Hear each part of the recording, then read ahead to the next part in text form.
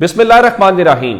लाखों करोड़ों दुरूदो सलाम मोहम्मद मुस्तफ़ा सल्लल्लाहु अलैहि वसल्लम और आले मोहम्मद पर। मैं हूँ उमर दराज गोंदल। आप जानते हैं बड़ा अहम मामला इस वक्त सुप्रीम कोर्ट में ज़ेर समाअत है और वो फौजी अदालतों से मुतल्लिक है और उसकी आज भी समाअत हुई, उसकी कल भी समाअत हुई, तो ये सिलसिला चलता तो दिखाई दे रहा है। और सुप्रीम कोर्ट जो है बाकी तमाम जो केसेस हैं उनको उस लिहाज से वो नहीं आगे लेके चल रहे, या उसको यूं कहिए कि आप उन केसेस को वो फिलहाल कॉज लिस्ट को कैंसिल करके सिर्फ फौजी अदालतों का मामला जो है वो निपटाना चाहते हैं।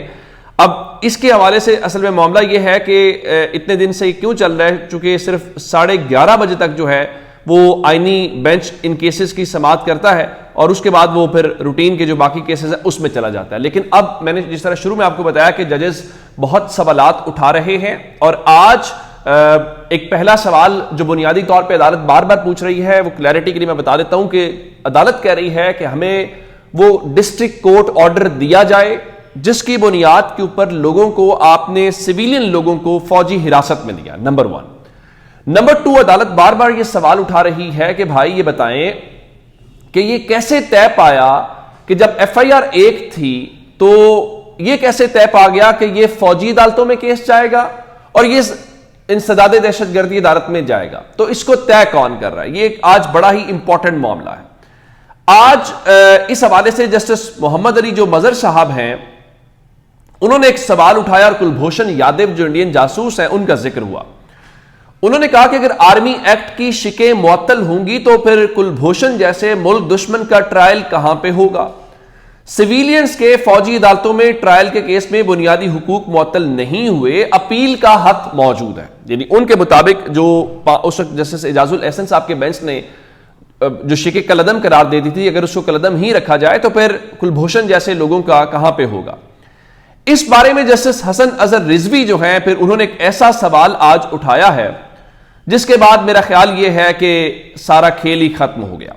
उन्होंने ये कहा कि बताइए कि जो GHQ है पिंडी में उसके ऊपर एक हमला होता है, फिर कराची बेस पर हमले होते हैं, तो इस तरीके से मुख्तलिफ जो फौजी तंसीबात हैं उनके ऊपर माजी में दहशत गर्दों ने हमले किए। हमें यह बताएं कि इन हमलों के ट्रायल्स कहां पे हुए, यानी GHQ हमला केस के जो लोग थे उनका ट्रायल कहां पे किया गया, या बाकी जो जिस तरह कराची बेस का जिक्र हुआ वो कहां पे हुआ। फिर एक और भी उन्होंने बात की और उसमें नवाज शरीफ का जिक्र तो नाम तो नहीं लिया, लेकिन जाहिर है कि ये नवाज शरीफ की भी बात हो गई और इमरान खान की भी बात हो गई। तो जस्टिस हसन अजहर रिजवी साहब ने सवाल उठाया कि एक आर्मी चीफ का तैयारा हाईजैक करने का साजिश का केस बना था। ये नवाज शरीफ साहब के ऊपर बना था जब जनरल मुशर्रफ का तैयारा श्रीलंका से आ रहा था। तो उसके ऊपर जस्टिस हसन अजहर रिजवी ने कहा कि इन सब का ट्रायल आम अदालतों में चला, तो 9 मई वालों ने ऐसा क्या किया है कि जो उनके केसेस हैं वो मिलिट्री कोर्ट्स के अंदर या फौजी अदालतों के अंदर जाएंगे। अब ये सारी बातें जब होती रहीं तो इस सारे मामले के अंदर फिर मदोखिल साहब ने कहा कि चले वो तो एक महज इल्जाम था।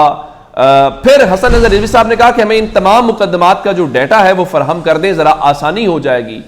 फिर जस्टिस मुसरत हिलाली साहब ने एक बड़ा शानदार नुक्ता उठाया। उनका बुनियादी बात यह नहीं है कि हम फौजी अदालतों के वजूद की बात नहीं कर रहे फिलहाल, क्योंकि वो तो ज़ाहिर आइन में लिखा गया ना।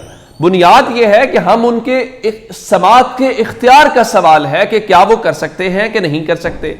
फिर जस्टिस मुसरत हिलाली साहिबा ने भी यही सवाल उठाया कि कौन सा केस मिलिट्री केस में चलेगा और कौन सा नहीं चलेगा, आखिर ये तफरीक कैसे की जाती है। अब जहां बहुत सारी बातें हुई, फिर जस्टिस नईम अख्तर अफगान कहने लगे कि आप सवालात की भरी हुई बास्केट लेके जा रहे हैं तो एक बास्केट मेरी भी ले जाइए। उन्होंने कहा कि तफरीक कैसे की गई, कि कौन सा केस होगा, और उन्होंने कहा कि मुल्जिमान को फौजी तहवील में देने का इंसदाद दहशतगर्दी अदालतों का तफसीली फैसला कहां पे है।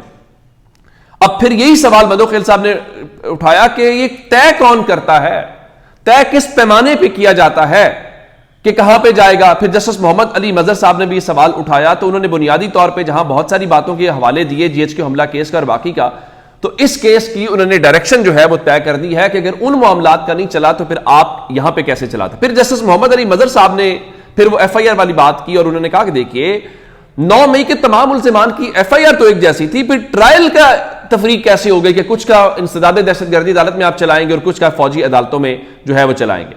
تو پھر جو وزارت دفاع کے وکیل خواجہ حارث صاحب ہے انہوں نے کہا کہ سپریم کورٹ فیصلے سے ملک دشمن جو جاسوس ہیں ان کا بھی ملٹری کورٹ میں ٹرائل نہیں چل سکتا. ویسے آپس کی بات ہے, ہمارے پاس اٹارنی جنرل صاحب ہیں, ہمارے پاس ایک پورا شعبہ موجود ہے, وزارت قانون ہے, جو میرے خیال ہے لاکھوں یا کروڑوں میں ان کے سالانہ یا ماہانہ بنتے ہوں گے. بھائی وہ کیوں نہیں کیس لڑ رہے, اور آپ نے کروڑوں میں خواجہ حارث صاحب کو وکیل کیوں کیا ہے؟ یہ بھی تو ایک بڑا بنیادی سوال ہے. اور پھر ایک اور بڑی بات دلچسپ ہے, جسٹس محمد علی مظہر صاحب اور جسٹس حسن اظہر رضوی صاحب جو ہیں یہ رشتہ دار بھی ہیں, سب لوگ جانتے ہیں, اور کہا یہ جاتا ہے کبھی ایک دوسرے سے اختلاف نہیں کرتے.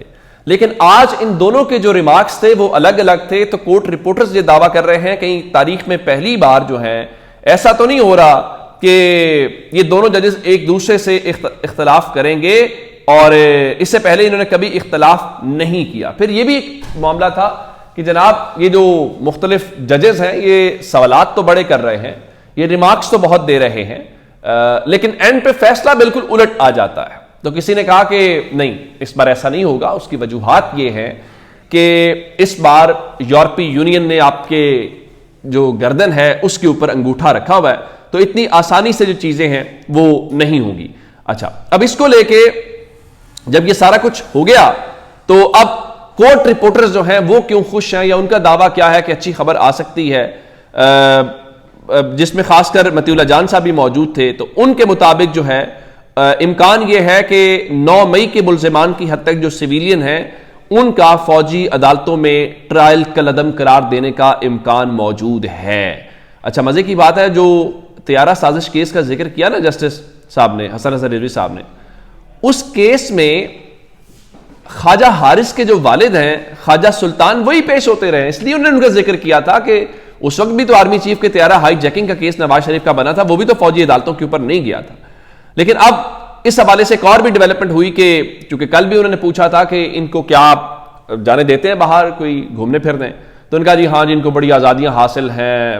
پھر آج ایڈیشنل ایڈوکیٹ جنرل نے پھر بتایا ان کا جی فوجی عدالتوں سے جو سزا پانے والے مجرمان ہیں ان کو صبح 7:30 بجے ناشتے کے بعد لان میں جانے دیا جاتا ہے, شام 5 بجے تک وہ سیل سے باہر رہتے ہیں, اور جیل میں ٹک شاپ بھی ہے, کافی وغیرہ بھی پی سکتے ہیں, اور ان کے گھر کے میٹرس بھی دیے گئے ہیں. مجھے 30 سال پریکٹس کرتے ہوئے ہو گئے ہیں, میں جھوٹ نہیں بولوں گا. تو پھر مسرت ہلالی صاحب نے کہا کہ اگر آپ جھوٹ یا بولیں گے یا کوئی گڑبڑ کریں گے بھی تو ہم اس بارے میں جو جیل اصلاحات کمیٹی ہے جس میں خدیجہ شاہ ہیں یا جس میں دوسرے احد چیمہ ہیں ان سے ہم لے لیں گے رپورٹ جو ہے. تو اب اس حوالے سے خواجہ حارث کے کو کل بھی کہا گیا تھا کہ آج اپنے وہ دلائل مکمل کر لیں, لیکن وہ آج بھی اپنے دلائل مکمل نہیں کر سکے. اور فوجی عدالتوں میں جو سویلینز کے ٹرائل کا معاملہ ہے اس کے خلاف جو انٹرا کورٹ اپیل ہے اس پہ اب سماعت کل تک جو ہے وہ ملتوی کر دی گئی ہے. تو خواجہ حارث کل بھی اپنے دلائل جاری رکھیں گے. اب سوال صرف اتنا ہے کہ کیا اب یہ کل کوئی میٹر جو ہے وہ اپنے اینڈ تک پہنچتا ہوا نظر آتا ہے کہ نہیں آتا, یہ میرا خیال ہے ہمیں کل وہ معلوم ہو پائے گا. لیکن اگر یہ روزانہ کی بنیاد کے اوپر بھی سماعت کریں تو بھی کل جمعہ ہے, کورٹ کل بھی بیٹھے گی, اور پھر ہفتے اتوار کو سپریم کورٹ میں چھٹی ہوتی ہے, تو سوموار کو عدالت بیٹھے گی. تو میرا خیال یہ ہے کہ کوئی لمبا چوڑا بھی سلسلہ چلے گا نہیں. ابھی ان کے وزارت دفاع کے ہیں, پھر اٹارنی جنرل بھی بات کر سکتے ہیں وفاق کی طرف سے, اور اس طرح سے پھر ان جو دیگر لوگ ہیں جس طرح جواد خواجہ صاحب ہیں ان کے بھی ہیں. تو میرا خیال یہ ہے کہ ہم یہ توقع رکھنی چاہیے کہ انشاءاللہ جنوری کے اندر یہ معاملہ منطقی انجام تک پہنچ جائے گا. اور پھر آپ نے چونکہ اب صرف عمران خان یا تحریک انصاف کی بات ہوتی ذرا الگ تھی, ذرا انٹرنیشنل پریشر بھی ہے, تو آپ کو پتہ ہے کہ اس معاملے کو جلدی سے جلدی نمٹانا ہے. تو اچھے کی, اور جو کورٹ رپورٹرز بھی دعویٰ کر رہے ہیں اس کے مطابق اچھے کی امید رکھنی چاہیے. اپنا بہت سارا خیال رکھیے گا. خدا حافظ.